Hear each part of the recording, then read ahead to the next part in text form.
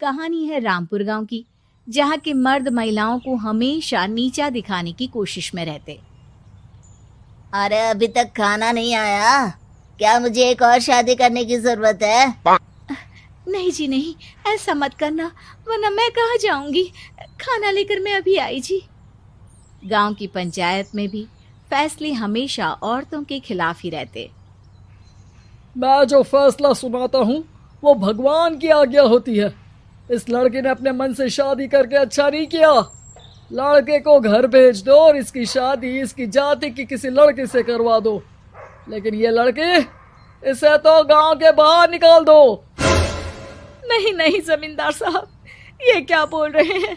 ऐसा नहीं हो सकता। मेरी बेटी मासूम है, इसे अच्छे बुरे की समझ नहीं है। अरे कहाँ जाएगी ये बेचारी? कहाँ जाएगी? इतनी चिंता है तो पूरे परिवार का गांव निकाला कर देते हैं। बेचारे पूरे बसे बसाए परिवार को गांव छोड़ना पड़ता है। चाहे जो हो, अगर बेटियों को कंट्रोल नहीं कर सकते तो गांव में रहने का कोई मतलब नहीं है। यहाँ औरतों को दब कर रहना होगा। कोई भी अपने हिसाब से कुछ नहीं कर सकता, सब ईश्वर की मर्जी से ही होगा। तभी गांव का एक आदमी दौड़ा दौड़ा आता है। सरपंच साहब, जमींदार साहब, वो कालिया है ना, उसकी बेटी पढ़ने के लिए शहर जा रही है। अच्छा, ये कब हो गया? और कालिया की हिम्मत कैसे हो गई ऐसा करने की? लेकर आओ उसे और उसकी बेटी को। बस फिर क्या था, हाजिर हो जाते हैं कालिया और उसकी बेटी सरपंच के सामने। अरे कालिया, ये क्या सुनने में आ रहा है? बेटी को इंजीनियर बना रहा है तू? और ये बता, गांव में तो स्कूल नहीं है, फिर कहां से इतनी क्लास पास कर गई तेरी बेटी? राधा, जो कि कालिया की बेटी है, उसे लगता है कि सरपंच उसकी तारीफ कर रहे हैं। सरपंच जी, मैंने ऑनलाइन पढ़ाई की है, डिस्टेंस लर्निंग से। सभी में मैंने अच्छे नंबर पाए हैं, जिसे देखते हुए शहर की इंजीनियरिंग कॉलेज में मुझे स्कॉलरशिप मिली है। वाह जी वाह, क्या होती है ये? पहले तो ये बताओ, फिर आगे की बात करते हैं। पूरा गांव राधा की बात सुन रहा था और राधा बोलती जा रही थी। तो ऐसे मैं फ्री में एक अच्छी शिक्षा लेकर गांव में जो कुछ परेशानियां हैं, जैसे बिजली, पानी और इंटरनेट जैसी समस्याओं के लिए काम करूंगी। मैं गांव को शहर से जोड़ने के लिए पुल का निर्माण करवाने का प्रस्ताव रखूंगी। मुझे पूरी उम्मीद है कि जल्द ही हमारा गांव भी तरक्की की राह पर चल पड़ेगा। राधा की बात सुनकर सारे गांव वाले ताली बजाने लगते हैं।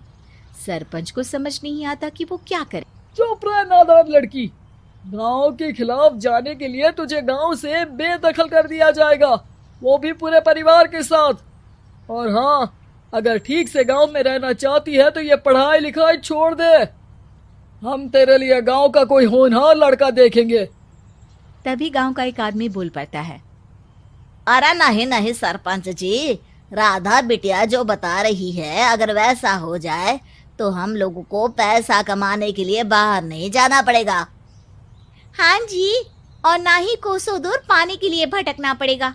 हमारे बच्चे भी अच्छी पढ़ाई कर सकेंगे और आगे बढ़ेंगे, ना कि हमारी तरह खेती करते बैठेंगे। क्यों गांव वालों, राधा बिटिया का साथ देना चाहिए ना। सरपंच देखता है कि गांव राधा के साथ है तो वो चुप हो जाता है। वो घर आकर अपने सलाहकार से बात करता है, जो बहुत ही चालाक किस्म का इंसान होता है। अरे सरपंच साहब, आपको बहुत ही होशियारी से काम लेना पड़ेगा। एक बार गांव तरक्की कर गया, यहाँ के बालक पढ़ लिए तो कोई ना पूछेगा आपको। और फिर ये जो बेटा और बेटी है ना आपके, इनको भी आम लोगों की तरह ही जीवन जीना होगा। हाँ, लेकिन करे तो क्या करे?